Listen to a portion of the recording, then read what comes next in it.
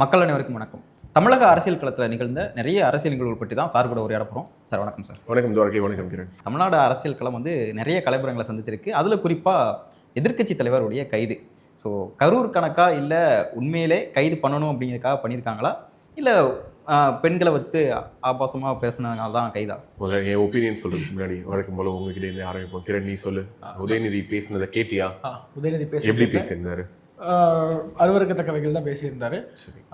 அதை கண்டிக்கணும். நான் உதயநிதியோட கைதை வன்மையாக கண்டிக்கிறேன். உதயநிதியோட கைதை கண்டிக்கிறேன். சரி, என்கிட்டயுமே அதே ஒரு இதுதான் இருக்குது. உதயநிதியுடைய கைது கண்டிப்பாக கண்டிக்கத்தக்கதான். ஏன்னா அந்த கட்சியில் இருக்கக்கூடிய நிறைய நபர்கள் மீதே நிறைய குற்றச்சாட்டுகள் இருக்குது. இதே பெண்கள் குறித்தான குற்றச்சாட்டு தாவேக்காவுடைய எம்எல்ஏ மேலே கூட இருக்குது. இதை விட மாவட்ட செயலாளர் ஒருத்தவர் இருக்காரு, ராணிப்பேட்டை மாவட்ட செயலாளர் நினைக்கிறேன், அவர் மேலேயுமே இதே பெண்கள் குறித்தான ஒரு புகார் இருக்குது. அந்த பெண் சிஎம் செல்லே புகார் அளிச்சிருக்காங்க, ஆனால் நடவடிக்கை எடுக்கலை. இன்னொரு விஷயம், உதயநிதி பேசுனதும் தவறு. அது எல்லாருக்குமே தெரியும், அது இரட்டை அர்த்தம் உள்ளது அப்படிங்கிறது. ஒரு ப்ரொட்டஸ்ட் தஞ்சாவூரில் நடக்குது. அது எதுக்காக நடக்குது அப்படின்னா உங்களுக்கே தெரியும். காவிரி நீர் கர்நாடகா திறந்து விடாமல் இருக்குதுன்னு சொல்லி கர்நாடக அரசை கண்டித்து அந்த ப்ரொட்டஸ்ட் அப்படிங்கிறது நடத்தப்படுது. ஸோ மிகப்பெரிய அளவில் கூட அண்ட் அஃப்கோர்ஸ் டெல்டாங்கிறது திமுகவினுடைய கோட்டை தான். இப்போ தாவேக்கா வந்ததுக்கு பிறகும் பார்த்தோன்னா இந்த வாட்டியுமே தஞ்சாவூர், நாகப்பட்டினம், திருவாரூர், மயிலாடுதுறை இது எல்லாத்துலேயுமே பார்த்தோன்னா ரொம்ப கம்மியான சீட்டுகள் தான் கன்வர்ஷன். அதுலேயும் மற்ற 3 மாவட்டத்தில் திருவாரூர், நாகப்பட்டினம், மயிலாடுதுறையில் சீட் கன்வர்ஷன் 0. தஞ்சாவூரில் மட்டும்தான் தாவேக்காவுக்கு சீட் கன்வர்ஷனே இருந்திருக்கு.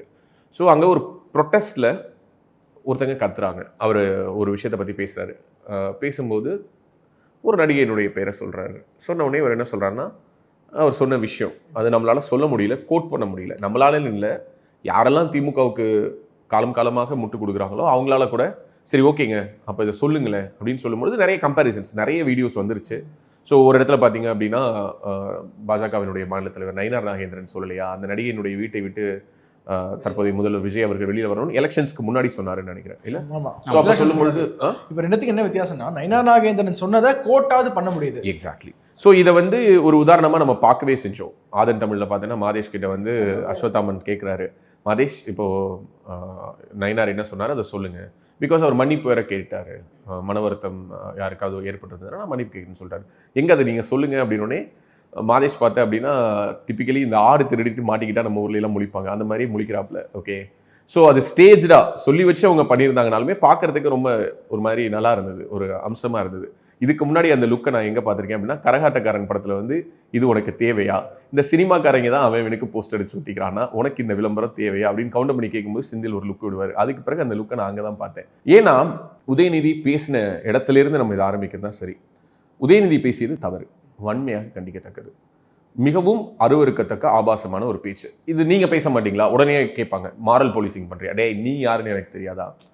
தனிப்பட்ட முறையில் அவரவர்கள் வீட்டு கழிவறைக்குள்ளார அவரவர் வீட்டு படுக்கை அறைக்குள்ளார அவங்கவுங்களுடைய அசிங்கங்களும் அவங்கவுங்களுடைய தனிப்பட்ட வாழ்க்கையும் ஒன்று இருக்கும். கரெக்டாக? இப்போ நீயும் நானும் பேசுகிறோம். இப்போ பொது வெளியில் பேசுகிறது ஒன்று, கேமரா ஆஃப் பண்ணால் ஒன்று பேசுவோம், நீ உன் ஃப்ரெண்ட்ஸ் கூட பேசினா ஒன்று பேசுவேன். இது எல்லோருக்கும் இருக்கும். ஸோ எல்லோருக்குமான ஒரு தனிப்பட்ட ஒரு ப்ரைவசி அப்படிங்கிறது ஒன்று இருக்குது. அந்த ப்ரைவேட் லைஃப்பில் அந்த ப்ரைவசிங்கிற இடத்துல அவங்கவுங்க எப்படி எந்த லாங்குவேஜ் யூஸ் பண்ணுறாங்கங்கிறது அதுலேயுமே ஒரு முறைப்படுத்தல் வேணும். But that is none of our business. Because அது என்ன பாதிக்கலை, அது ஏன் காதில் விழல, அது ஏன் நான் கண்ணால் பார்க்கல. அப்போது உதயநிதி பேசியது தவறுங்கிறத முதல்ல எல்லோரும் ஏற்றுக்கிட்டாங்களா அப்படிங்கிறது முதல் கேள்வி. நிறைய ஐடிஸில் நான் பார்த்தது என்னென்னா, மிகவும் கேவலமாக அவர் குறிப்பிட்டு பேசிய நடிகை த்ரிஷா அவர்களை பற்றி மிகவும் இழிவாக விமர்சனங்களை பார்த்தேன். இந்த விமர்சனத்தை நான் திமுக சார்பு ஐடிக்கள்லேருந்து பார்த்தேன், நடுநிலை ஐடிக்கள்லேருந்து பார்த்தேன், இவர் பேசுனதுல என்ன தப்புங்கிற ரேஞ்சுக்கு பார்த்தேன். ஸோ இதை நான் ஒரு 3 பிரிக்கலாம்னு நினைக்கிறேன். ஓகே, ஸோ ஏன்னா நம்ம இதை issues done and dusted. Udhayanidhi வெளியில் வந்துட்டாரு, சட்டசபையில் பட்ஜெட் தாக்கல் பண்ணிட்டாங்க. எல்லோருமே இந்த வீடியோ பார்க்கும்போது என்ன தோணுனா, எல்லாரும் புதைச்சதுக்கு பிறகு தான் நீங்கள் தோண்டுவீங்களாடா அப்படிங்கிற மாதிரி. அஃப்கோர்ஸ் இந்த பாடியும் ஊரே புதைச்சிருச்சு, இப்போ தான் நம்ம தோண்டி எடுக்கிறோம். பட் நம்மளோட பெர்ஸ்பெக்டிவ் என்னங்கிறத பார்க்கலாம். ஃபர்ஸ்ட், த்ரிஷாங்கிற ஒரு கேரக்டரை நம்ம எடுத்துக்கலாம். ஓகே, ஒரு தமிழ் சினிமாவில் ஒரு நடிகையாக கிட்டத்தட்ட மோர் தென் 20 இயர்ஸ்க்கு மேலே அவங்க கோலோச்சிட்டு இருக்கிறாங்க. ஆல்மோஸ்ட் 20-25 வருஷத்துக்கு மேலே இருக்கும்னு நினைக்கிறேன். லேசா படத்து மூலமாக அவங்க அறிமுகமானாங்க அஃபீஷியலி. அதுக்கு முன்னாடி குட்டி ரோல்ஸ்லாம் பண்ணிட்டு இருந்தாங்க. ஸோ அப்போது இத்தனை ஆண்டுகளாக ஒரு திரைப்படத்துறையில் ஒரு நடிகையாக அவங்க அந்த ஃபீல்டில் நிலைச்சி நிற்கிறதே ஒரு பெரிய விஷயம். அண்ட் அஃப்கோர்ஸ் இதற்கு எப்பேற்பட்ட ஒரு கடினமான ஒரு சூழல்கள் அண்ட் என்னென்ன மாதிரியான சவால்களை அவங்க எதிர்கொண்டு வந்திருப்பாங்க அப்படிங்கிறது உங்கள் எல்லோருக்கும் ரொம்ப நல்லா தெரியும். அண்ட் ஸ்டில் இந்த மொமெண்ட் வரைக்குமே திரைத்துறைங்கிறது ஒரு மேல் டாமினேட்டட் இண்டஸ்ட்ரி தான். ஸோ அப்படிப்பட்ட ஒரு ட்ராவலில் வந்திருக்கக்கூடிய ஒரு நடிகை. அவங்களுக்கும் தற்போதைய தமிழக முதல்வர் விஜய் அவர்களுக்கும் என்ன ரிலேஷன்ஷிப், அது நட்பா, நட்பை தாண்டிய உறவா, அல்லது உறவை தாண்டிய வேறொன்றா என்பதை பற்றி அவர்கள் 2 பேர் தான் பேசணும். இது தமிழ்நாட்டோட பிரச்சனை கிடையாது. இதனால தமிழ்நாட்டோட ஜிடிபி பாதிக்கப்பட போதா, இல்ல பர் கேபிட்டா இன்கம் இது போதா, காவிரியில தண்ணி வரப்போதா, இல்ல நீட்டுக்கு ஒரு தீர்வு கிடைக்க போதா, இது எதுவுமே நடக்க போறது இல்லை. ஸோ அப்போ அது 2 தனிநபர்களுக்கு இடையிலான பிரச்சனை. ஆனால் காலமாவே நம்ம வந்து இதை ஒரு சொசைட்டியுடைய ப்ராப்ளமா நான் பார்க்கணும்னு நினைக்கிறேன். எங்கிருந்து பார்க்குறேன்னா, நீ நல்லா யோசிச்சு பாரு. நம்மளுடைய ஸ்கூல் டேஸ்ல, என்னோட ஸ்கூல் டேஸ்ல இருந்தது, நம்ம எல்லார பத்தியும் பேசும்பொழுது ஒரு ஒரு ஒரு டோன்ல பேசுவோம். இப்போ அப்துல் கலாம் இருந்தாரு, கரெக்டா? அப்துல் கலாம் இருந்தாரு. வேற யாரோ ஒருத்தரை பத்தி பேசும்பொழுதும் அந்த விகுதியில வரக்கூடியது. இப்ப சினிமாக்காரங்களை பத்தி பேசும்போது அஜித் இருக்கான்ல, அந்த விஜய் இருக்கான்ல, கிரிக்கெட்டர்ஸ்ல இருந்து இல்ல ஸ்போர்ட்ஸ் பிளேயர்ஸ். சோ அதை நம்ம எப்படி புரிஞ்சுக்கலாம்னா, ஒருத்தங்க என்டர்டைன்மெண்ட் இண்டஸ்ட்ரியில இருக்காங்கன்னா, நான் அதான் அண்டர்லைன் பண்ணுவேன்னு நினைக்கிறேன். ஸ்போர்ட்ஸுமே நம்ம என்டர்டைன்மெண்டா தான் பாக்குறோம், கரெக்ட் தானே? இன்னைக்கு ஐபிஎல் செஞ்சுரி போட்டா இல்ல, அதுதான் சொல்ல வரேன். இது வந்து உரிமையின் விகுதி அப்படின்லாம் சொல்ல முடியாது. சில பேர் பேசுவாங்க மேடையில பேசும்போது, பாரதியன் பாட்டன் அவனை அப்படின்னு. அந்த ஜோன் வேற. அது இலக்கிய மேடைகள்ல காட்டக்கூடிய விகுதி. அந்த விகுதிக்கும் இதுக்கும் நிறைய வித்தியாசம் இருக்கு. இப்போ த்ரிஷாவை பத்தி நான் ஸ்கூல் டேஸ்ல படிக்கும் போதுல இருந்து காலமா ரூமர்ஸ், அவங்களோட இந்த வீடியோ வந்திருக்கு, அந்த வீடியோ வந்திருக்கு, எனக்கு தெரிஞ்சு தொடர்ந்து இணையத்தில் அவர்கள் குறிவைக்கப்பட்டு கொண்டே தான் இருந்திருக்கிறாங்க. பட் அது எதுக்குமே அவங்க பெருசா ரெஸ்பாண்ட் பண்றது இல்லை. அவங்க பாட்டுக்கு அவங்க கெரியர், அவங்க ஒவ்வொரு கட்டமா ஒவ்வொரு 10 வருஷத்துக்கு ஒரு தடவையும் யாரோ புது நடிகைகள் வந்தாலும் அதற்கு பிறகு அவங்க ஃபீல்டில் அப்டேட் ஆகியிருக்காங்க. That is professional side. Okay, அவங்களோட ப்ரொஃபஷனல் சைடில் அவங்களுடைய ஜேர்னி அப்படிங்கிறது ஒரு மதிக்கத்தக்க ஒரு ஜேர்னி. ஒரு நயன்தாரா கிட்ட ஒரு ரெஸ்பெக்ட் இருக்கு. நயன்தாரா வந்து ஒரு லேடி சூப்பர் ஸ்டார் அப்படின்னா, ஈக்குவலி த்ரிஷா ஆல்சோ இந்த இண்டஸ்ட்ரியில கிட்டத்தட்ட 20-25 வருஷமா இருந்திருக்காங்க. அப்போ ஆல்ரெடி இப்படிப்பட்ட ஒரு சைபர் புல்லிங் நடக்கக்கூடிய ஒரு இடத்துல நீங்க கேஷுவலா ஒரு வார்த்தையை பேசுறீங்க. அந்த வார்த்தையை நீங்க கேஷுவலா பேசல, இரட்டை அர்த்தம் என்று தெரிந்தே தான் பேசுகிறீங்க. அதுல எந்த விதமான மாற்று கருத்தும் கிடையாது. இதை எடுத்து நேஷனல் லெவல்ல டிபேட் பண்ண 2 பேர் மேல ரிச்சர்ட் வில்சன், மாநிலங்களவை உறுப்பினர் வில்சன் இருக்கார் இல்லையா, திமுக மாநிலங்களவை உறுப்பினர் வில்சன், அவருடைய பையன் வந்து நோட்டீஸ் அனுப்பியிருக்காரு, டிஃபமேஷன் நோட்டீஸ் அனுப்பியிருக்காரு. அது எதுக்குன்னா 100 கோடி ரூபாய் கேட்டு அந்த 100 கோடி ரூபாயை பெற்று இவங்க கிட்டே இருந்து வாங்கி என்ன பண்ண போறாங்களா, கஷ்டப்படுற விவசாயிகளுக்கு நிவாரணமா கொடுக்க போறாங்களாம். ஸோ எங்கிருந்து 100 கோடி ரூபாய் வாங்கி விவசாயிகள் கொடுக்க வேண்டிய இடத்துல திமுகவும் உதயநிதியும் இருக்கிறார்கள் என்று நினைக்கும் பொழுது உண்மையாகவே எனக்கு வருத்தமா இருக்குது. Again coming back to the point, கூட்டத்திலிருந்து யாரோ ஒருவர் சொல்லுவதை பொதுவாக நீ நல்லா நோட் பண்ணு. இவர் ஒரு தலைவரா இருக்காரு, இவர் வந்து அதை தவிர்த்திருக்கணும். கீழே இருக்கக்கூடிய நபர் வந்து சொல்றாரு, அந்த நபர் பேரை சொல்லி சொல்றாரு, நீங்க வந்திருக்க போராட்டம் வேற, நீங்க பண்ணக்கூடிய போராட்டம் அன்கண்ட்ரோல்டா நீங்க அந்த இடத்துல ரியாக்ட் பண்ணிட்டீங்க. அல்லது நான் இன்னும் ஒரு படி மேல போயிட்டு நான் சஸ்பெக்ட் பண்றேன், கீழே யாரையோ விட்டு வேணும்னே அந்த வார்த்தையை சொல்லக்கூட வைத்திருக்கலாம். திமுகவினர் இப்படிப்பட்ட வேலைகள் எல்லாம் செய்வார்களா? செய்வார்கள். அவர்களுடைய வரலாறு அப்படி. ஓகே, அவர்களுடைய வரலாறு அப்படி. அதாவது RS பாரதி வந்து ஒரு பேட்டி கொடுக்குறாரு. என்ன பேட்டி கொடுக்குறாரு? நாங்க காலங்காலமா இப்படிதான் பேசி, ஜெயலலிதா எம்ஜிஆரே நாங்க இப்படிதான் பேசணும், இதை நினைச்சு வெக்கப்படணும். இது ஒரு பெருமைன்னு வந்து சொல்ற. நீங்களாம் ஒரு கேட்ட சட்ட ஆலோசகர், நீங்க வந்து பெரிய படித்தவர், மெத்த படித்த மேதாவி, எல்லா இதுலயும் வந்து உட்கார்ந்துருப்பாரு. இப்போ இந்த கம்யூனிட்டி ஈவெண்ட்ஸ்லாம் நடக்கும்பொழுது இந்த முதலியார் சங்க கூட்டத்தில் எல்லாத்தையும் முதல் வரிசையில் வந்து உட்கார்ந்துருப்பாரு.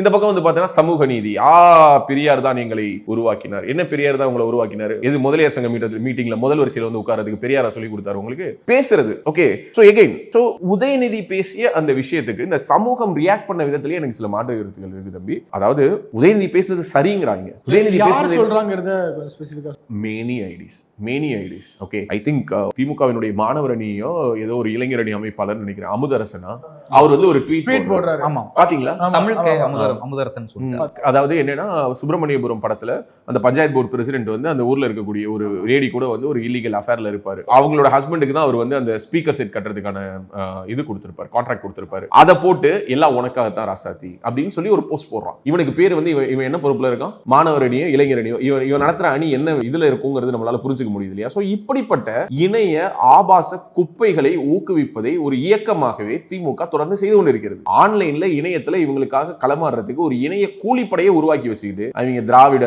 அரக்கர்கள், அரக்கிருக்கர்கள்னு ஏதோ பேரு, வெவ்வேறு பேரு, கிளிமூக்கு அரக்கன், இந்த மூக்கு அரக்கன் எனக்கு வருது.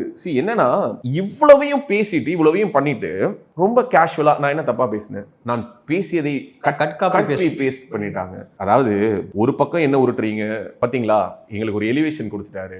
இதுவரை வந்து உதயநிதிக்கு கிடைக்காத எலிவேஷன். நான் சீரியஸ்லி சொல்றேன், மக்கள் யாருமே இதை எலிவேஷனா பார்க்கல. கொண்டாடுறாங்க உதயநிதி கைதை.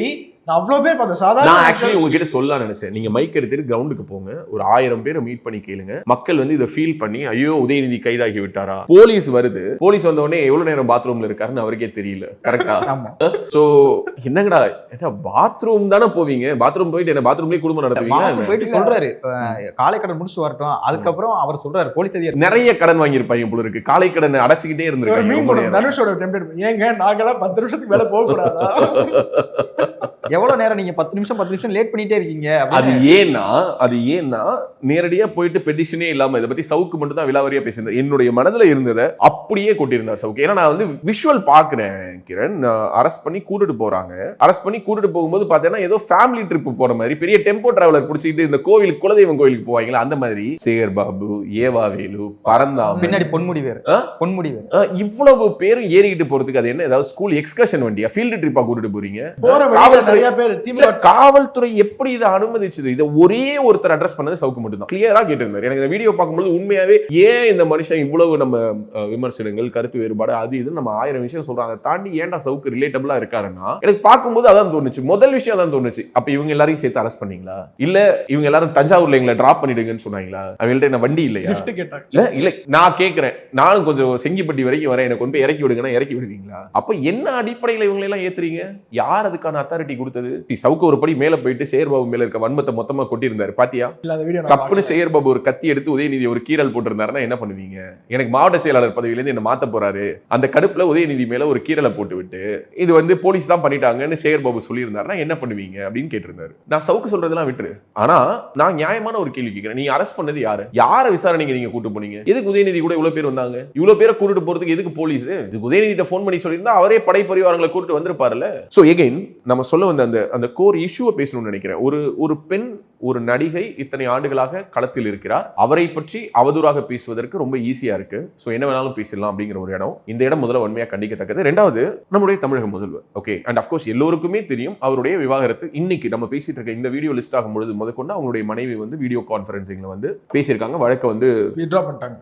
இல்ல வித்ட்ரால் பண்றாங்களா இன்னும் அபிஷியலா வரல. வித்ட்ரா பண்ணிருக்காங்கன்னு தான் செய்தி. இல்ல வித்ட்ரா பண்றதாக முடிவு எடுத்திருக்கிறதா சொல்றாங்க. வழக்கு வந்து மறுதேதியிட்டு ஒத்தி வைக்கப்பட்டிருக்கிறதாவும் சொல்றாங்க. So anything what ever happens again it is his family life. Okay, அவருடைய குடும்ப வாழ்க்கை எந்த விதத்திலும் தமிழ்நாட்டினுடைய சராசரி ஒரு குடிமகனுடைய, தமிழ்நாட்டை சேர்ந்த எந்த ஒரு நபருடைய டே டு டே லைஃபையும் பாதிக்க போறது இல்லை. நாளைக்கு விஜயும் சங்கீதாவும் ஒரே வீட்டில் இருக்கிறார்கள் அப்படிங்கிறதுனால என்னோட லைஃப் ஸ்டைல் ஏதாவது மாறப்போகுது, என்னுடைய நாடு ஏதாவது முன்னாடி பின்னாடி போயிட போகுது, தமிழ்நாட்டினுடைய வளர்ச்சி ஏதாவது விகிதம் மாறிட போகுது, அதெல்லாம் இல்லை. அது அவருடைய பர்சனல் லைஃப். அண்ட் அவருக்கு தெரியும், அவருக்கு தெளிவா தெரியும் அவருடைய குடும்பம் எப்படிப்பட்டது, அந்த குடும்பத்தில் அவருக்கு என்ன சிக்கல் அல்லது அவங்களுக்கு என்ன சிக்கல், இருக்கணுமா பிரியணுமா, எப்படி பிரியணும், ஏன் பிரியணும், இது எல்லாமே அவங்களுக்கு தெரியும். அண்ட் ஒரு கோஆர்டினேட்டட் அட்டாக்கா எலெக்ஷன்ஸ்க்கு முன்னாடி தான் திடீர்னு அந்த விவாகரத்து மனுவே வெளியில வந்து அதுவே திட்டமிட்டு வெளியிடப்பட்டது தான் எல்லாருமே சொன்னாங்க. 200% அதுல எனக்கு எந்த விதமான மாற்று கருத்தும் இல்லை. அது திட்டமிடப்பட்டு வெளியிடப்பட்ட ஒன்று தான். எல்லோருக்குமே அது வந்து ஒரு பேக் ஃபயர் ஆகும்னு நினைச்சாங்க. எல்லாரும் என்ன நினைச்சாங்கன்னா, ஓ மனைவியை கூட வாழ்வதற்கு கூட இவருக்கு விருப்பம் இல்லையா, மனைவி கூட வாழாத ஒருத்தர் தனிநபர்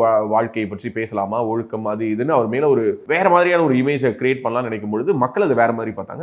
that is his personal life. இன்னைக்கு சமூகம் மாறிடுச்சு, இன்னைக்கு ரொம்பவே சமூகம் மாறிடுச்சு. இன்னைக்கு டிவோர்ஸஸை வந்து நார்மலைஸ் பண்ணக்கூடிய ஒரு சமூகம் ஆயிடுச்சு. அதை தாண்டி அது விஜய் மேல ஒரு சிம்பத்தி தான் ஏற்படுத்துச்சு. ஓகே, அதற்கு பிறகு அவர் மீண்டும் ஒரு திருமண நிகழ்வுக்கு த்ரிஷாவை அழைத்து கொண்டு வந்தார் அப்படி இப்படின்னு சொல்லி மறுபடியும் ஒரு விமர்சனங்கள்லாம் வந்தபொழுது சில பேர் அதை கமெண்ட் பண்ணிருக்கலாம், சில பேர் வந்து அது சரி தப்பு. நான் மறுபடியும் சொல்றேன், அதுக்கு உனக்கு ரைட்ஸே கிடையாது, யாருக்குமே ரைட்ஸ் கிடையாது. அப்படி பார்த்தா தமிழ்நாட்டில் இருக்கிற எல்லா அரசியல் தலைவர்களுடைய பர்சனல் லைஃபையும் எடுத்து வச்சு பேசணும்னா இது வரைக்கும் முதல்வராக இருந்தவங்க 1-2 பேர் தான் தப்பிப்பாங்க. மீதி 90% பேருடைய பர்சனல் லைஃப் எல்லாம் எடுத்து பேசணும் அப்படின்னா தேவையில்லாத மன வருத்தங்கள் தான் வரும். மறைந்து போன தலைவர்களை அப்படியே நம்ம கடந்து போயிடணும். அதை விட்டு அவங்களுடைய பர்சனல் லைஃப்ல நோண்டிட்டு இருக்க கூடாது. இன்னைக்கு விஜய் இருக்காரு, இன்னைக்கு தமிழக முதல்வரா இருக்காரு, அவருடைய செயல்பாடுகளை பத்தி விமர்சிங்க. விஜய் ஒரு மெசேஜ் கொடுத்திருக்காரு, நீ வந்து வரவு மீறி பேசினா வராஸ் பண்ணுவேன் அப்படிங்கறத it's a good sign personally நான் பாக்குறேன். ஏன்னா நீங்க 2 பேருமே என்ன சொன்னீங்க அப்படின்னா, எங்களுக்கு வந்து அந்த கைதுல உடன்பாடு இல்லை. நீங்க நான் என்ன சொல்றேன், கண்டிப்பாக அந்த கைது இன்னும் முறையாக நடந்திருக்கணும். நான் இன்னும் சொல்றேன், 8 மணி 9 மணிக்கெல்லாம் போலீஸ் வந்திருக்க கூடாது. விடிய கால 4 மணிக்கு போயிருக்கணும், 6 மணிக்கு வண்டியில ஏத்தி இருக்கணும், 12 மணிக்கு கொண்டு போய் தஞ்சாவூர்ல இறக்கி இருக்கணும். இதான் நடந்திருக்கும் ஆக்சுவலி. சரியா? சோ 11 மணிக்கு மேல அந்த வண்டி சென்னை பார்டரை தாண்டும் பொழுது, செங்கல்பட்டு தாண்டும் பொழுது, ஜிஎஸ்டி ரோட்ல இங்க இருந்து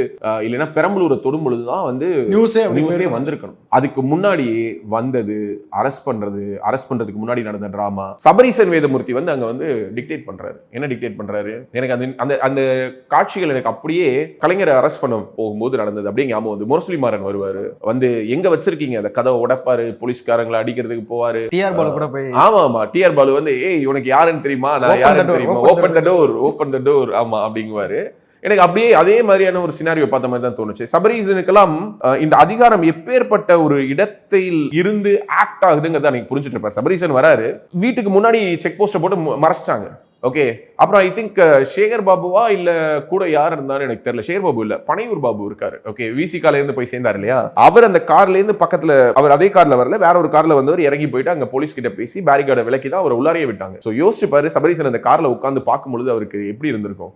அதாவது ஒட்டுமொத்த தமிழ்நாட்டினுடைய ஒட்டுமொத்த அதிகார மையத்தையும் தன்னுடைய கண் அசைவில் விரல் சொடுக்கில் வைத்திருந்த ஒரு நபர் போயிட்டு நிக்கிறாரு, பேரிகார்டை தூக்க மாட்டேன் அங்க நிக்கிற ஒரு கான்ஸ்டபிள் சொல்றாரு. ஓகே, இதுதான் வாழ்க்கை ஒரு வட்டம்ங்கிறத நமக்கு நிரூபிக்கிறது. யாருக்கும் அதிகாரம் நிரந்தரம் கிடையாது. நேத்து பாத்தியா இல்லையா, ஆடி கிருத்திகைக்கு சாமி கும்பிட போன சேகர் பாபு திருத்தணியில போன்ல சொல்றாரு, சார் இந்த எம்எல்ஏ வந்திருக்காரு.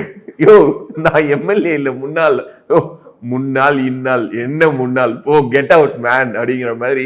சி எகெயின் ஒட்டுமொத்த அரஸ்ட்ல நடந்த இந்த டிராமால நம்ம எடுத்துக்க வேண்டிய ஒரு பாடம் அல்லது ஒரு படிப்பினை என்னன்னா, திமுக ஒரு திருந்தாத ஒரு கட்சி. They always advocate for all their illegal and all their இந்த மாதிரியான வாட் டு சே லைக் ஒரு அன்எத்திக்கலான ஒரு பேச்சுக்களை, நடவடிக்கைகளை நியாயப்படுத்துவதில் அவர்களை மிஞ்சுவதற்கு ஆள் இல்லை. நான் மறுநாள் என்னென்ன நியூஸ் பேப்பர்ல ஹெட்லைன்ஸ் வந்ததுன்னு தான் நான் பார்த்தேன்.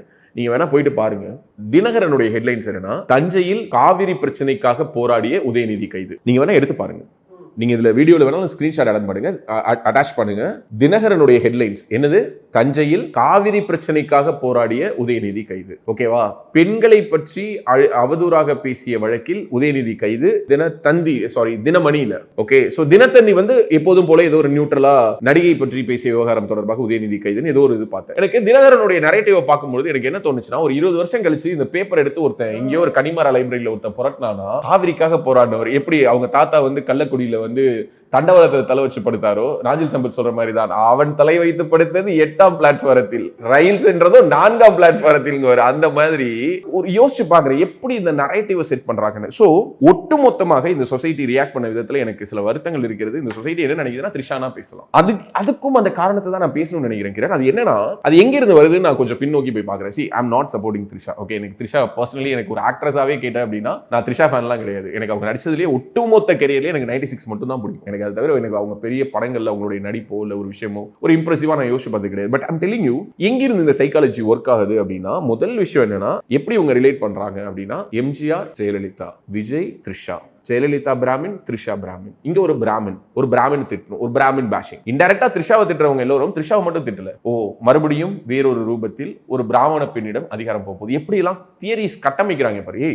விஜய் இஸ் ஆக்டிவ் மேன், அவரு நல்ல ஹெல்தியா இருக்காரு. அண்ட் ரெண்டாவது, அவருக்கும் த்ரிஷாவுக்கும் என்ன தொடர்பு இருக்குது? நீங்க இப்படியான கதைகளை எல்லாம் கட்டுறீங்க. இப்படியான கதைகளை கட்டுவதற்கென்று மிகப்பெரிய பணத்தை செலவு செய்து ஊடகங்களை விலைக்கு வாங்கி இப்படிப்பட்ட கதைகளை பேசுவதற்கான ஆட்களை களமிறக்கி விட்டுருக்காங்க. இவங்க உட்கார்ந்து பேசுறாங்க. இந்த கைதுகள் எல்லாம் யாருக்காக நடந்தது? இதெல்லாம் த்ரிஷாவுக்காக நடந்த கைது, இவங்களுக்காக நடந்த கைது, அவங்களுக்காக. ஏன் யாருக்காக நடந்தா? ஏன்னா த்ரிஷா இந்த நாட்டோட குடிமகள் இல்லையா? இந்த தமிழ்நாட்டில் அவங்க சிட்டிசன் இல்லையா? த்ரிஷாவை பத்தி பேசினா அப்படியே விட்டுட்டு போயிடணுமா? விஜய் தான் இதை கைது பண்ணணுமா? ஏன் த்ரிஷா பத்தி பேசினா இந்த கைது பண்றதுக்கு சாதாரண த்ரிஷா ரசிகர் மன்ற தலைவனா ஒருத்தர் இருக்கட்டுமே, அவங்க கொடுத்த கம்ப்ளைண்ட் மேல கூட ரெஜிஸ்டர் பண்ணி கம்ப்ளைண்ட் எடுத்து அரெஸ்ட் பண்ணட்டுமே. இல்ல வேற ஏதோ ஒரு நபர், ஒரு சாதாரண ஒரு குடிமகன் போயிட்டு ஒரு கம்ப்ளைண்ட் கொடுக்கட்டுமே. பட் இதுல கோர்ட் நடந்துகிட்ட விதமும் என்னன்னா, அந்த கைதை வந்து கோர்ட் வந்து பெருசா என்கரேஜ் பண்ணல அண்ட் அவரை வந்து விடுவிக்கிறாங்க. எனக்கு அதெல்லாமே ரொம்ப ஆச்சரியமா. அரசு தரப்புல எங்களுக்கு டீடைன் பண்ண வேண்டிய அவசியம் இல்லை அப்படின்னா அவங்க வாதாடுறாங்க. அதுதான் சொல்ல வரேன். அரசு தரப்பிலிருந்து அவங்க கோர்ட்ல ப்ரொடியூஸ் பண்ண அந்த விளக்கங்களே எனக்கு ஆக்சுவலி உடன்பாடாக இல்லை. இதை பத்தி எகைன் ஐம் கோட்டிங் சவுக்கோட வீடியோல பார்த்தேன் அப்படின்னா, அந்த பெட்டிஷன் பெட்டிஷனே இவங்க ஃபைல் பண்ணல. 12 மணி வரைக்கும் இவங்க ஃபைல் பண்ணல. 12 மணி வரைக்கும் வாய்மொழி உத்தரவா சொல்லிடுறாரு நீதிபதி இளந்திரையன். என்ன சொல்றாருன்னா 12 மணி வரைக்கும் அரெஸ்ட் பண்ணக்கூடாது, இமீடியட்டா நீங்க லிஸ்டிங் ஆகணும்ங்கறீங்க, வழக்கு நீங்க பெட்டிஷன் கொடுக்கணும், அதுக்கு பிறகு அது விசாரணைக்கு எடுக்கணும், நம்பரிங் போய் இவ்வளவு ப்ரொசீஜர்ஸ் இருக்கு, பட் ஸ்டில் வாய்மொழி உத்தரவா சொல்றேங்கிறாரு. அதுதான் சபரீசனுக்கும் அங்க வந்திருந்த அந்த காவல்துறை அதிகாரிகளுக்குமான விவாதமா இருக்கும். இவர் என்ன கேட்பாருன்னா, இல்ல 12 மணி வரைக்கும் கைது ஆகக்கூடாதுன்னு சொல்லிட்டாங்க, எங்களுக்கு அந்த மாதிரி ஆர்டர்ஸ் வரலங்குவாங்க, செக் பண்ணுங்கங்குவாரு. சோ எனக்கு தெரிஞ்சு அந்த இடத்துல வச்சு சபரீசன் எல்லாமே அரசு அதிகாரிகளை பணி செய்ய விடாமல் தடுத்த செக்ஷன்ஸுக்கு கீழே சபரீசன், ஏவாவேலு, கே என் நேரு ஒட்டு மொத்தமா இவரை ஒரு வண்டியிலையும் அவங்க எல்லாரையும் பின்னாடியே அரெஸ்ட் பண்ணி இன்னொரு வண்டியிலையுமா ஏத்தி இருக்கணும். ஏத்தி இருந்தா உண்மையாவே சொல்றேன், மோகன்ஜி தான் போட்டிருந்தாருன்னு நினைக்கிறேன். நான் தாவேகாவுக்கு இன்னொரு முறை போடுவேனாரு. அதன் மூலமா அவர் என்ன சொல்லிட்டாரு, இந்த தடவை நான் தாவேகாவுக்கு தான் போட்டேன். நான் சொல்றேன், மாத்தி சொல்றேன், செய்திருந்தால் நானே அடுத்த தேர்தலில் தாவேகாவுக்கு ஓட்டு போட்டிருப்பேன். ஏன்னா நான் இப்பதான் இந்த இடத்துக்கு தான் நான் முக்கியமான இடத்துக்கு வரணும்னு நினைக்கிறேன். 2016 இருந்து 2021 வரையிலான ஆட்சி, ஒரு வருடம் ஜெயலலிதா அவர்கள் இருந்தாங்க, 6 மாசம் தான் இருந்தாங்க. 2016 எண்ட்ல இறந்துறாங்க. அதுக்கு பிறகு எடப்பாடி பழனிசாமி அவர்கள் ஆட்சி நடத்தினார். எடப்பாடி பழனிசாமி அவர்களுடைய ஆட்சி மிகவும் மோசமான ஆட்சி. அது வந்து ஊழல் நிறைந்தது. வேலுமணி ஆட்டை போட்டாரு, தங்கமணி ஆட்டை போட்டாரு, அவரு இவருன்னு எல்லார் மேலையும் குற்ற புகார்களை வாசித்து அந்த குற்ற சாட்டுகளை அள்ளி தெளித்து தான் இவர்கள் ஆட்சிக்கு வந்தார்கள். 5 ஆண்டுகளில் ஒரு அமைச்சரை கூட இவர்கள் கைது செய்யவில்லை. பண்ணலதானே, ஒருத்தரை கூட கைது பண்ணல. நம்ம எல்லோரும் பார்த்தோம் விஜயபாஸ்கர் வீட்டுல என்ன ரெய்டு நடந்துச்சு, விஜயபாஸ்கர் அப்ப என்ன பிஹேவ் பண்ணாரு, என்ன பண்ணாரு, வெளியில தூக்கிட்டு வந்து ஏதோ ஃபைல்ஸ் எல்லாம் தூக்கி போட்டாரு. நம்ம வாழ்நாள் அது மாதிரியான காட்சிகளை பார்த்தது இல்ல. நம்ம அண்ணன் தான், ஓகே, அதுல மாற்றுக்கிறது கிடையாது. பட் ஃபைல தூக்கி போட்டது உண்மைதானே, அது நடந்தது இன்னைக்கு வரைக்கும் பாக்குறோம் தானே. இப்ப தாவேகாவுக்கு வந்துட்டாரு. இப்ப தாவேகாக்காரங்க என்ன சொல்றாங்க, அவர் மேல வழக்கு விசாரணையில தான் இருக்கு, ஜட்ஜ்மெண்ட் வரல, அவர் குற்றவாளின்னு சொன்னா அதுக்கு பிறகு அதை பத்தி பேசுவாங்க. இது தாவேகா பண்ணக்கூடிய தவறு. நான் ஏற்கனவே சொல்லிட்டேன், எனக்கு தாவேகா மேல் இருக்கக்கூடிய பயமே, தாவேகா ஒட்டுமொத்தமாக அதிமுகவை முழுவதுமாக அப்சர்வ் பண்ணிக்கிட்டா கட்சி பெருசாயிடும், ஆனா அது இன்னொரு அதிமுக ஆயிடும். அப்ப தாவேகாவுக்கும் அதிமுகவுக்குமான வித்தியாசம் என்ன, எதுக்காக தாவேகாவை நம்ம சூஸ் பண்ணுங்கிற கேள்வி வந்துடும். எகைன் இந்த 5 ஆண்டுகளில் 2021 2026 வரைக்கும் திமுகவினுடைய ஆட்சி one of the worst corrupted government அப்படிங்கிறது நம்ம எல்லோருக்குமே தெரியும். ஓகே, பள்ளிக்கல்வித்துறை சார்ந்த விஷயங்கள் மட்டும் வெளியில வந்து பிடி அரசகுமாரை கைது பண்ணி உள்ளார வச்சிருக்காங்க. நான் என்ன சொல்றேன், பிடி அரசகுமார்ங்கிறவர் அதுல அம்பு வில் யாரு, எய்தியவன் யார், எய்தியவனை விட்டு விட்டு சொல்லுவாங்க அம்பை நோவதேங்கிற மாதிரி பிடி அரசகுமாரை கைது பண்ண அதே வேகத்தோட இந்நேரம் அன்பில் மகேஷ் தூக்கி உள்ளார வச்சிருக்கணும். விட்டு வேடிக்கை பார்த்துட்டு இருக்காங்க. அன்பில் மகேஷ்க்கு யாரெல்லாம் புரோக்கர் வேலை பார்த்தானோ அவன் அத்தனை பேரையும் தூக்கி உள்ளார வச்சிருக்கணும். எவெல்லாம் ஸ்கூல்ல டிரான்ஸ்ஃபர் வாங்கி தரேன், எவெல்லாம் வந்து அட்மிஷன் வாங்கி தரேன், இங்க வந்து போஸ்டிங் வாங்கி தரேன், அது தரேன் இது தரேன்னு எந்தெந்த டிபார்ட்மெண்ட்டுக்கு, ஒவ்வொரு டிபார்ட்மெண்ட்டுக்கும் ஒரு செட் ஆஃப் புரோக்கர்ஸ். நந்தகுமார்னு ஒருத்தர், அவர் வந்து ஸ்டேட் செக்ரட்டரியா இருக்காரு தனியார் ஸ்கூல்களுக்கு. அவர் வந்து ரொம்ப டீட்டெயிலா சொல்லியிருப்பாரு. டி நகர்ல குளோபல் 360 சொல்லிட்டு ஒரு நிறுவனம், அந்த நிறுவனம் மட்டும், அந்த நிறுவனத்துக்கு என்ன வேலைன்னா வரக்கூடியவங்கள்ட்ட வசூல் பண்றது மட்டும்தான் வேலை.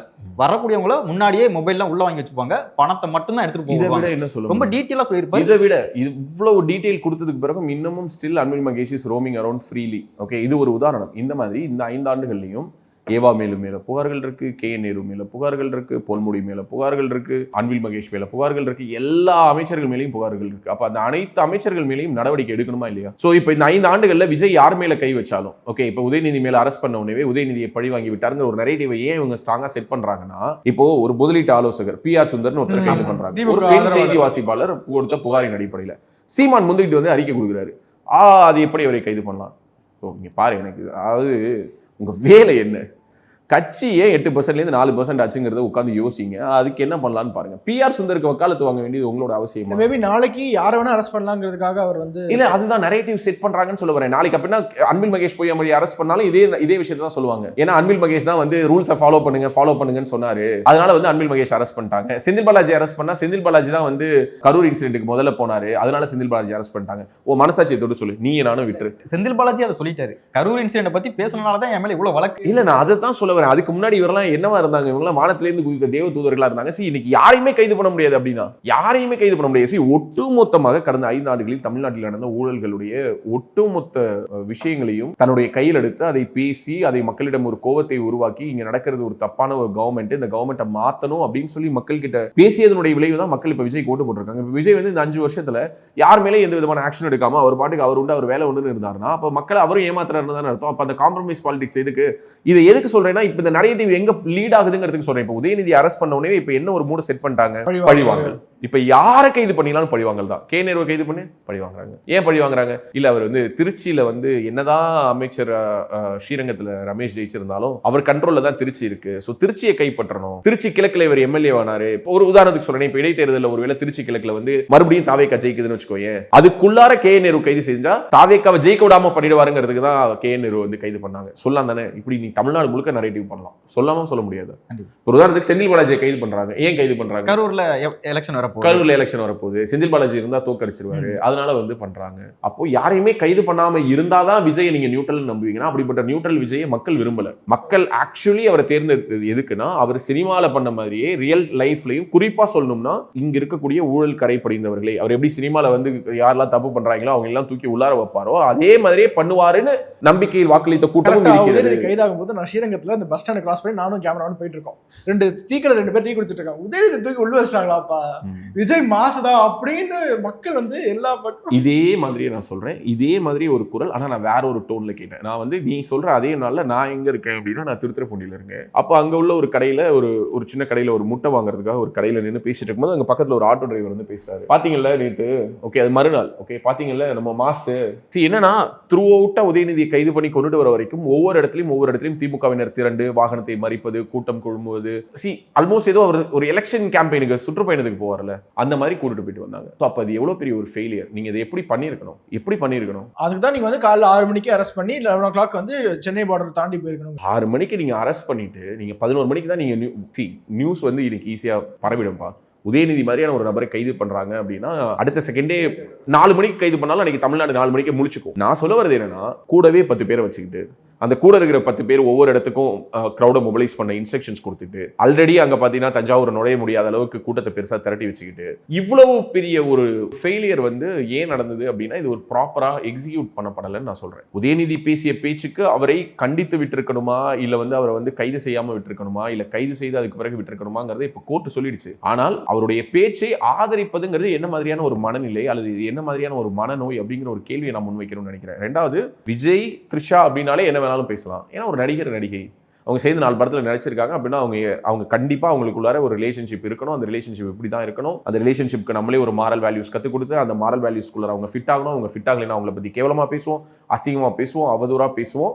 ஆனா பேசிட்டு கருத்து சுதந்திரங்கிறதுல போய் ஒளிஞ்சுப்போம். நாங்க இதுக்கு முன்னாடிலாம் நாங்க பேசினது இல்லையா, நாங்க எம்ஜிஆரை பேசலையா, ஜெயலலிதாவை பேசலையா அப்படின்னு பெருமையா வேற அதை சொல்லுவோம் அப்படின்னா இதை நினைச்சு உண்மையாவே திமுக வெக்கப்படணும். இது வந்து பெருமைப்பட வேண்டிய விஷயம் இல்லை. ரெண்டாவது, காலமாக தமிழ்நாட்டில் இந்த கல்ச்சர் எனக்கு தெரிஞ்ச எந்த கட்சியில இருந்துன்னு தெரியல, வெற்றி கொண்டான், தீப்பொறி ஆறுமுகம், இது போன்ற ஆபாச பேச்சுக்களை பேசக்கூடியவர்களை மேடை போட்டு இப்பயாவது பரவாயில்ல, நீ நம்ப மாட்டேன், எங்க வீட்டுல எனக்கு இன்னும் நல்லா ஞாபகம் இருக்கு, வெற்றி கொண்டான் பேச்சு வந்து கேசட்ல இருக்கும், டேப் ரெக்கார்டர் கேசட்டா, அதை உட்கார்ந்து ஊர் பக்கம் ஆமாங்கிறேன் வீடுகள்ல ஒலிக்கும், வீடுகள்ல போட்டு விடுவாங்க, போட்டு விட்டு குடும்பமா உட்கார்ந்து அதை கேட்டுட்டு இருப்பாங்க. அந்த ஆளு பாத்தீங்கன்னா மானாங்கண்ணியா பேசுவார், கேவலமா பேசுவார். ஜெயலலிதா அம்மையாரை பற்றி அவ்வளவு இழிவா மேடைகள்ல பேசின ஒரு ஆள் கிடையவே கிடையாது. ஆனா காலம் என்ன பண்ணுச்சுன்னா, அதே தீப்பொறி ஆறுமுகம் வந்து கடைசியில ஜெயலலிதா அவர்களுடைய காலிலே லிட்டலா போய் விழுந்து அதிமுக இணைச்சிக்கிட்டாரு தன்னை. வெற்றி கொண்டான் மட்டும் சாவர வரைக்கும் திமுக இருந்தான்னு நினைக்கிறேன். இப்ப அவரோட பையன் சூர்யா வெற்றி கொண்டான் இருக்கிறாரு. ஓகே, சோ அவர் பேசின பேச்சுக்கெல்லாம் இந்த கல்ச்சரை உருவாக்குனதே திமுக தான் சொல்ல வரேன். அதாவது மேடைகளில் பேசுவதில் இப்படி எப்படி வேணாலும் பேசலாம் அப்படிங்கிற ஒரு கல்ச்சரை உருவாக்குனதே திமுக தான். எனக்கு தெரிஞ்ச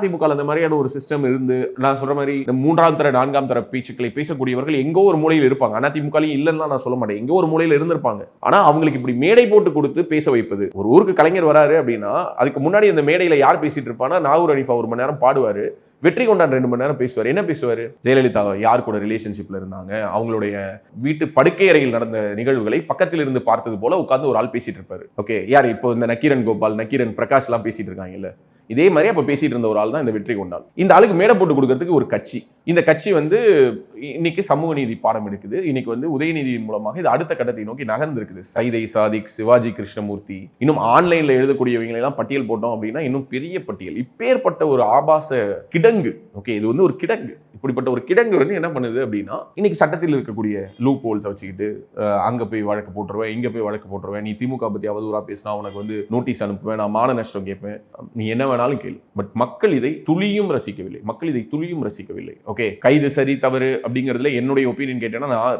200% நான் கைது ஆதரிக்கிறேன். ஓகே, இந்த கைதுல வந்து எனக்கு ஒரே ஒரு வருத்தம் தான், இதை ரிமாண்ட் பண்ணாம விட்டுட்டாங்களேங்கிற வருத்தம் தான். கோர்ட் வந்து அவருக்கு கொஞ்சம் லிபரலா நடந்துட்டு இருக்கதா நான் புரிஞ்சுக்கிறேன். ஓகே,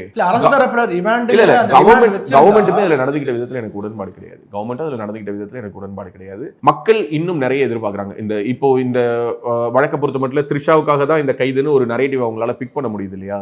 அப்படி இல்லாம எல்லா அமைச்சர்களுடைய பழைய ஊழல்களையும் அவர்கள் கடந்த 5 ஆண்டுகளில் அவர்களுடைய டிபார்ட்மெண்ட்ல நடந்த விஷயங்களை எடுத்து பட்டியலிட்டு ஆதாரபூர்வமாக அதை வெளிக்கொண்டு வந்தால் மக்கள் அதை ரசிப்பார்கள், அதை கொண்டாடுவார்கள். ஏனால் கடந்த 10 ஆண்டுகளாக மக்கள் அப்படிப்பட்ட ஒரு விஷயத்தை பார்க்கவே இல்லை. 2016 to 21 எடப்பாடி பழனிசாமி ஆட்சி நடத்தும் பொழுதும் அதற்கு முந்தைய திமுக அரசில் நடந்த எந்த ஒரு தவறுகளையும் அதான் அந்த இடம் தான் அதிமுக வீழ்ந்த இடம் நினைக்கிறேன். திமுக மேல எந்த ஒரு நடவடிக்கையும் கிடையாது, வழக்கு கிடையாது, அவங்களை யாருமே ஒரு எதையுமே பண்ணாம ஒரு அண்டர்ஸ்டாண்டிங் பாலிடிக்ஸை முன்னெடுத்துட்டாரு. இது ஜெயலலிதா அம்மா இருக்கும்போதே இது நடந்துட்டு தான் நான் பாக்குறேன். ஏன்னா 2011 to 16 அவங்க இருந்தாங்கல்ல, அப்பவே பாத்தீங்கன்னா அவங்க 2006 to 11 பத்தி பெருசா அவங்க ஆக்ஷன்ஸ் எடுக்கல. 1-2 அங்கங்க லைட்டா தொட்டாங்களே தவிர ஒரு அக்ரெசிவா ஒன்று நடந்தது இல்லை. ஜெயலலிதா வந்தாங்கன்னா கலைஞரை தூக்கி உள்ளார வைப்பாங்க, கலைஞர் வந்தா ஜெயலலிதாவை தூக்கி உள்ளார வைப்பாங்கன்னு ஒரு டிராமாஸ் நம்ம பார்த்தோம்ல. அது எல்லாமே அந்த 2006 மிட்டோடய முடிஞ்சிருச்சு. 2001 to 6 திரும்ப இவங்க பவருக்கு வந்து எஸ்மா டெஸ்மா ஆடு கோழி பலியிடுறதை தடுக்கிறதுக்கான சட்டம் கொண்டுட்டு வந்தாங்க. இவங்க வந்து government actually it's better government 2001 to 6 is better government. But இருந்தும் கூட மக்கள் வந்து மாற்றி 2006 மீண்டும்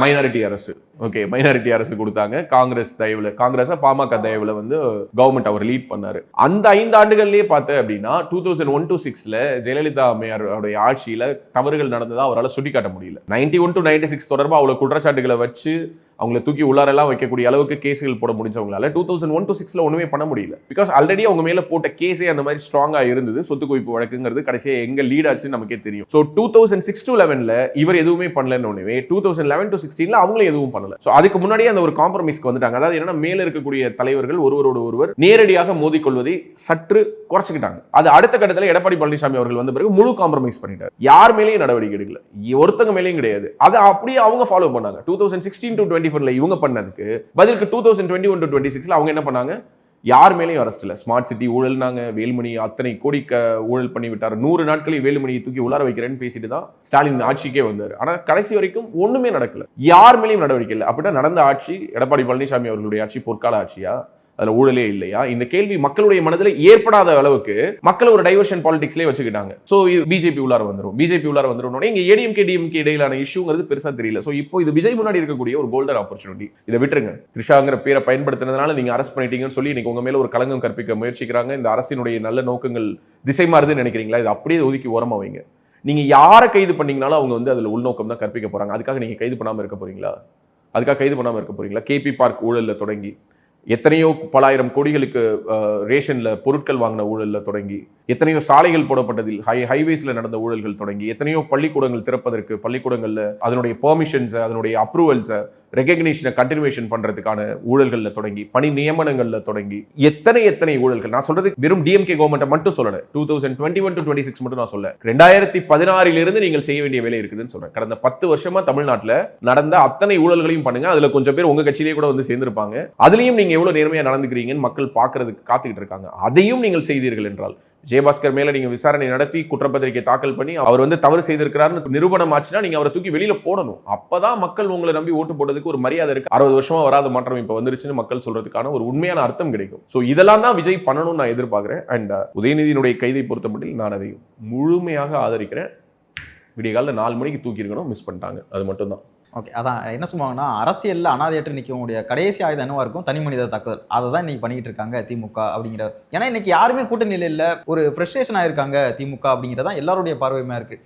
தேமுதிக மட்டும்தான் ஆல்மோஸ்ட் அவங்களுடைய கூட்டணியில இருக்காங்க. வேற எந்த பெரிய கட்சியுமே இது வரைக்கும் பிரேமலதா விஜயகாந்த் இது தொடர்பாக ஏதாவது கருத்து சொல்லியிருக்காங்களா? ஆமா, உதயநிதி அவர்களை கைது பண்ணது தவறு அப்படிங்கிற மாதிரி. சூப்பர். இதை வந்து ஏன்னா அவங்களுடைய ராஜ்யசபா சீட்டு கொடுத்ததுக்கான தர்மம் நான் நினைக்கிறேன். இல்ல, அப்படி ஒரு கட்சி நடத்தி நம்ம என்ன பண்ண போறோம்? விஜயகாந்த் மாதிரியான ஒரு நபர் கூட்டல் கழித்தல் கணக்குகள் லாப நஷ்டம்லாம் பார்க்காம என்ன தோணுதோ அதை அவர் பேசினார். அஃப்கோர்ஸ் அதனால அவர் நிறைய விஷயங்கள் இழந்தார். ஆனால் பிரேமலதா விஜயகாந்த் ஒரு பெண் அரசியல்வாதியாக இருந்து கொண்டு உதயநிதியை கைது செய்தது தவறு அப்படின்னு பேசுறாங்க அப்படின்னா என்னால் அதை புரிஞ்சுக்க முடியல. இல்லை, நான் ஏன் வந்து உதயநிதி கைதை எதிர்க்கிறேன்னா, நேஷனல் லெவலில் யாராக இருந்தாலுமே எந்த கட்சி ஆட்சிக்கு வந்தாலுமே இப்போ எதிர்கட்சி வெளியில போகக்கூடிய அவுட் கோயிங் கவர்மெண்ட்டை முன்னாடி இருந்தால் யாரை வேணா அரெஸ்ட் பண்ணலாங்கிற ஒரு தப்பான பிரசிடென்ட்டை செட் பண்ற மாதிரி நான் நினைக்கிறேன். அதுக்கு தான் நான் உனக்கு ஒரு உதாரணம் சொன்னேன். இப்போ பிஆர் சுந்தர் கைது பண்ணா பிஆர் சுந்தர் உடனே எப்படி தப்பிச்சுக்கிறாரு அப்படின்னா, அல்லது அவரை சார்ந்தவர்கள் என்ன உடனே வந்து சொல்றாங்கன்னா, இவர் தாவேக்காவை விமர்சிச்சாரு அதனால கைது பண்ணாங்க. இப்போ தாவேக்காவை விமர்சிச்சாருங்கிறதுக்கும் அவர் மேல ஒரு பெண் செய்தி வாசிப்பாளர் போய் புகார் கொடுக்குறாங்கிறதுக்கும் அதாவது சம்பந்தம் இல்லாம எல்லாத்தையும் சம்மந்தப்படுத்தக்கூடாது. இப்போ நாளைக்கு வந்து இப்போ கிரண் வந்து இப்போ ஏதோ ஒரு தப்பு பண்ணிடுறான், கிரணை கைது பண்றாங்க அப்படின்னு வச்சுக்கோ. இல்லை, கிரண் வந்து பாஜக ஆதரவாளர் என்பதனால கைது, இது ஒரு பின்னாடி போய் ஒளிஞ்சுக்கிறது தானே. எனக்கு தெரிந்த ஒரு நண்பர் ஒருத்தர், ஓகே, ஸோ அவர் வந்து என்னன்னா ஒரு எல்லா இடத்துலையும் பணம் வாங்கிடுவார். பணம் வாங்கிட்டு எந்த ஸ்டேஷனுக்கு அவரை கூப்பிட்டாலும் அங்கே ஒரு காவி வெட்டி கட்டிட்டு போயிடுவார். போனவொடனே அங்கே வந்து நான் ஆர்எஸ்எஸ்ல இருக்கேன், நான் வந்து பிஜேபியில் இருக்கேன் அப்படின்னு சொல்றது. ஸோ ஆர்எஸ்எஸும் பிஜேபியும் உனக்கு கடன் வாங்க சொல்லுது, கடனை வாங்கிட்டு கொடுக்காம இருக்க சொல்லி ஆர்எஸ்எஸும் பிஜேபியும் பாடம் நடத்துதா? அவனையெல்லாம் காவி வேட்டி அவுத்து விட்டு அடிக்கணும்னு சொல்றேன். காவிக்கு பின்னாடி போய் நீ ஒளிஞ்சுக்கிற. ஸோ அப்போ நீ எல்லா தப்பும் பண்ணுவ. நீ வந்து ஒளிஞ்சுக்கிறதுக்கு ஒரு கேடயமா நீ ஒரு கட்சியை பார்ப்ப, ஒரு சித்தாந்தத்தை பார்ப்ப அப்படின்னா அது எந்த வகையில் ஒரு சரியான ஒரு விஷயமா இருக்கும்? ஸோ அதே தான் நான் இதுலயும் சொல்றேன். இப்போ உதயநிதிங்கிற ஒரு நபர் பேசிய பேச்சு இப்போ வன்மையாக கண்டிக்கத்தக்கது அப்படின்னு ஒரு இடத்துக்கு வரும். அரெஸ்ட் பண்ணலாமா வேணாமாங்கிறதுல ஒவ்வொருத்தவங்க வேறுபடுறோம். அதுல உனக்கு ஃப்ரீடம் இருக்கு. இப்போ நான் கைது பண்ணியே தீரணும் அப்படின்னு நான் சொல்லலை. கைது பண்ணதுல தப்பு இல்லைன்னு சொல்றேன். நீ என்ன சொல்ற, கைது பண்ணாமல் இருந்திருக்கலாம் அப்படின்னு நீ சொல்ற. உன்னோட கருத்தும் அதுதான் நினைக்கிறேன். பேச்சு யாருமே ஆதரிக்கல. அதுதான் சொல்ல வரேன். இது எப்படி இருக்குன்னா, நாங்க கொலை பண்ணதை ஆதரிக்கல, கரெக்ட் தான், கொலை தான், ஆனா தண்டனை மட்டும் கொடுத்துருக்க வேணாம் அப்படின்னு சொல்ற மாதிரி இருக்கு. இதுல என்ன விமர்சனம் வரும் அப்படின்னா, அப்ப தாவேகா கட்சியில இருக்கக்கூடிய நபர்கள் மீது விமர்சனம் வைங்கன்னு சொல்றேன். நான் மறுபடியும் அதுதான் அதை பண்ணல.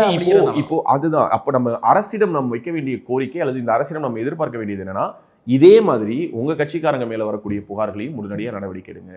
இதே மாதிரி உங்க கட்சிக்காரங்க மேல வரக்கூடிய புகார்கள் தொடர்பாக நடவடிக்கை எடுத்து கைது செய்து தூக்கி உள்ளார வச்சீங்கன்னா இந்த மாதிரியான கேள்விகளும் விமர்சனங்களும் வராது. அதனால அதை பண்ணுங்க அப்படின்னு தான் நம்ம கோரிக்கை வைக்கணுமே தவிர, தாவேகா மேல் வந்து புகார்களை ஏன் கண்டுகொள்ளாம இருக்கீங்க, உதயநிதி பேசினோடனே தூக்கி அரெஸ்ட் பண்ணிட்டீங்களா? நான் கூட பார்த்தேன் நிறைய ஸ்கிரீன்ஷாட்ஸ் ரேண்டமா இணையத்தில் இப்படி பேசி இருக்கிறார்கள். இதையெல்லாம் விட்டு எவனோ ஒருத்தன் ஒரு ஆன்லைன்ல ஒரு ஐடி வச்சிருக்கேன் உட்கார்ந்து பேசுறதையும், ஒரு எதிர்கட்சி தலைவர் உட்கார்ந்து பேசுறதையும் நீங்க தான் சொல்றீங்க. இத்தனை கோடி இளைஞர்களுடைய முகம் அவர் தாங்கிறீங்க, திமுகவுடைய எதிர்காலம் அவர் தாங்கிறீங்க. அவர் பேசுற பேச்சையும் எப்படி ஒப்பிடுறீங்க? எவனே தெரியாத ஒருத்தர் ஒரு சோஷியல் மீடியால ஒரு ஐடியில எவனோ ஒருத்தர் வந்து ஏதோ ஒன்று பேசிட்டு போறான். அப்படி பார்த்தா கடந்த 5 ஆண்டுகள்ல திமுக ஆட்சி இருக்குதுங்கிற தைரியத்துல இணையத்துல எவ்வளவு கேவலமா திரைப்பட விமர்சனங்கிற பேர்ல உட்கார்ந்து வன்மத்தை கக்கிறது, கேவலமா பேசுறது, பாட்காஸ்ட்ங்கிற பேர்ல ஒரு கூட்டம் உட்கார்ந்துட்டு சும்மி வண்ண காவியங்கள்னு அவ்வளவு பேசினானுங்க. அவங்களெல்லாம் விட்டுட்டு வேடிக்கை பார்க்கறானுங்க. ஓகே, யார் மேலேயோ முத்துராமலிங்க தேவர்ல அதெல்லாம் தாண்டி அவங்க மேல வந்து ஒரு பெரிய கேஸே இருக்கு. அவங்க மேல வந்து ஒரு அதாவது இஸ்லாம் மதத்தை வந்து கொச்சையாக பேசிட்டாங்கன்னு சொல்லிட்டு கொடுக்கப்பட்ட ஒரு கேஸ்ல ஒரு எஃப்ஐஆர் போடப்பட்டு விசாரணைக்கு அழைக்கப்பட்டானுங்க. ஓகே, அதுல விசாரணைக்கு அழைக்கப்பட்ட ஒருத்தன் இந்த பக்கமே வரல. அவன் என்னைக்கு வந்தானாலும் அவன் மேல ஒரு எஃப்ஐஆர் பெண்டிங்ல இருக்கு. அவனை தூக்கி உள்ளார தான் வைக்க போறாங்க. ஓகே, அந்த எஃப்ஐஆர் காப்பி வரைக்கும் நான் வச்சிருக்கேன்னு வச்சுக்கோ, அவனை விசாரணைக்கு அழைச்சது வரைக்கும் வச்சிருக்கேன். எதுக்கு சொல்ல வரேன்னா, இவ்வளவு விஷயங்கள்லாம் நடந்த பொழுதெல்லாம் வாய மூடிட்டு இருந்தானுங்க. அப்ப எல்லாம் வந்து இங்க யாருமே மாரல் போலீசிங் பண்ணல. அப்போ இதெல்லாத்தையும் விட்டுட்டு கடந்த 5 ஆண்டுகளா திமுகவை யாராவது ஒருத்தங்க ஹிட் பண்ணாலும் அவங்களை அடிச்சு நொறுக்கிறதுக்கு ஒரு கூட்டம், அந்த கூட்டத்துக்கு ஒரு எக்ஸ்ட்ராஆர்டினரி பவர். அதாவது நீ எங்களுக்காக கொலை பண்ணுவியா, நீ யாரை வேணாலும் கொள்ளலாம். எங்களை எதிர்த்து பேசுறவங்களையும் சேர்த்துக்கொள்ளு, அவ்வளவுதான். ஒரு ஹிட்ஜாப் மாதிரி. எண்ட் ஆஃப் தி டே நீ வந்து என்னதான் கூலிப்படை தான், நீ உன்னை கொல்லனா போதும். ஓகே, அந்த கொல்றதோட சேர்த்து எங்காலையும் கொண்டுடு. எனக்கு எதிராக எவன் வேலை பார்க்கறானோ அவனையும் காலி பண்ணு. ஸோ கொல்றதுங்கிறது literally it's not like going and killing physically. ஆன்லைன்ல மென்டலி, மாரலி, அவங்களுடைய எத்திக்கலி அவங்களை எவ்வளவு கேவலப்படுத்த முடியுமோ அதை தொடர்ந்து செய்வதை ஒரு பெரும் கூட்டம் வேலையாகவே செய்து கொண்டிருந்தது. 5 ஆண்டுகள் வேலை திட்டம் போல செய்து கொண்டிருந்தது. அதெல்லாம் ஒருத்தனும் கேள்வி கேட்கல, அதெல்லாம் பத்தி இங்க ஒருத்தனும் பேசவும் இல்லை. ஆனா இன்னைக்கு இந்த நடவடிக்கை எடுத்த உடனே இல்லை, இது த்ரிஷாவுக்காக எடுக்கப்பட்ட கைது, இது எவருக்காக எடுக்கப்பட்ட கைது, யாருக்காக வேணாலும் எடுத்துக்கணும், நான் அதை ஆதரிக்கிறேன். It's my personal opinion. நான் என்ன உறுதியா நம்புறேன்னா, என்னோட கருத்து, என்னோட உணர்வு தான் தமிழ்நாட்டில் இருக்கக்கூடிய பெரும்பாலானவருடைய குரலாக இருக்குது. இதுக்கு கைது பண்ணலாமா, அதுக்கு கைது பண்ணலாமா, அதை கோர்ட் டிசைட் பண்ணணும். அதை கோர்ட் இப்போ டிசைட் பண்ணிச்சு, அவரை விட்டுருங்க, நாங்கள் விட்டாச்சு. அண்ட் கோர்ட்ல அரசுமே என்ன சொல்லிச்சுன்னா, அவரை எங்களுக்கு ரிமாண்ட் பண்ற ஐடியா இல்லைன்னு சொல்லிட்டாங்க. So it's as simple as such. ஆனால் இது நடந்த விதம், இது பயங்கிறத தாண்டிக்கிறேன். ஒரு சொசைட்டில இன்னைக்கு இவங்க எல்லோரும் சொல்ற அதே தியரிஸ் படியே வரேன். த்ரிஷாங்கிறவங்க இன்னைக்கு ஒரு டாப் மோஸ்ட் ஸ்டார், ஒரு திரைத்துறை பிரபலம். இவங்களை பத்தி பேசிட்டே ஒரு அமைதியா கடந்து போனா கீழே இருக்கக்கூடிய கடைக்கோடியில் இருக்கக்கூடிய ஒவ்வொரு பெண்ணுக்கும் யார் வேணாலும் எதை பத்தி வேணாலும் பேசலாம், எப்படி வேணாலும் பேசலாங்கிற ஒரு எண்ணம் ஏற்படுவதை தடுப்பதற்காக இந்த அரசு எடுத்த ஒரு முயற்சின்னு நான் பாக்குறேன். ஃபிளாஸ் இருக்கும். ஓகே, இந்த நடவடிக்கை இப்படி எடுத்துக்கலாம், அப்படி எடுத்துக்கலாம், அதெல்லாம் கருத்து. பட் இதையெல்லாம் தாண்டி ஒரு ட்வீட் போட்டுட்டான், அவன் என்ன முறைச்சு பார்த்துட்டான், இவன் என்ன கிள்ளிட்டான், அவன் என்ன கொட்டிட்டான், இப்படியான காரணங்களுக்கெல்லாம் எத்தனையோ பேரை கைது செய்து கொண்டுதான் இருந்தது திமுக அரசு. அப்போதெல்லாம் இந்த கருத்து சுதந்திரமோ, அப்போதெல்லாம் இந்த சோ கால்டு மாரல் போலீசிங்கோ இல்ல இந்த சோ கால்டு இந்த சிஸ்டமோ இப்படி எல்லாம் ரியாக்ட் பண்ணல. ஸோ அப்போ நான் புரிஞ்சுக்கிறது 2 விஷயம். ஒன்று, தாவேகா அரசு என்ன பண்ணாலும் விமர்சிக்கிறதுக்கு இங்கே ஒரு பெருங்கூட்டம் இருக்கு. ஏன்னா அவங்க மட்டும் ஒரு சைடு இருக்காங்க, திமுக ஒரு பக்கம், பாஜக ஒரு பக்கம், அதிமுக ஒரு பக்கம் என்று 3 பெரும் சக்திகளும் 3 திசைகளில் இருந்து தாவேகாவை நோக்கி அவர்களுடைய விமர்சனங்களை டெய்லி எரிஞ்சுக்கிட்டு இருக்காங்க. ஸோ அப்போ தாவேகா அந்த அளவுக்கு ஒரு 100% ஒரு பியூரஸ்ட் ஃபார்ம் ஆஃப் கவர்மெண்ட் கொடுக்குறாங்களா? இல்லை, அவங்களுக்கும் நிறைய சிக்கல்கள், இடர்பாடுகள், பிரச்சனைகள், சங்கடங்கள் இருக்கிறது, போதாமைகள் இருக்கிறது. பட் 6 மாசம் கூட ஆகல. ஓகே, ஸோ 6 மாசம் டைம் கொடுங்க, 6 மாசம் வரைக்கும் விமர்சிக்க கூடாதுன்னு சொல்ல, இவங்களெல்லாம் விமர்சிக்கிறதுக்கு இவங்க யாருக்கும் தகுதி இல்லைன்னு சொல்றேன்.